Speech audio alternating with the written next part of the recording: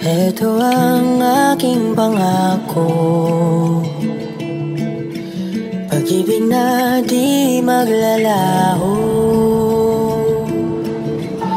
To be patient, to be kind and to be true, to love and to be loved by you. Chika Minute, ito nga ang interview ni MG Felipe kay Bel Mariano. Talagang communication is the key to their healthy relationship. At take note, first po na sinabihan, opo, ang nobya. Si Bel nga po ang unang sinabihan ni Donnie when he got the PGT stent. Plus, one thing I love about Belle is that she's always straightforward. Whenever she's asked a question or interviewed, hindi paligoy-ligoy, with so much confidence.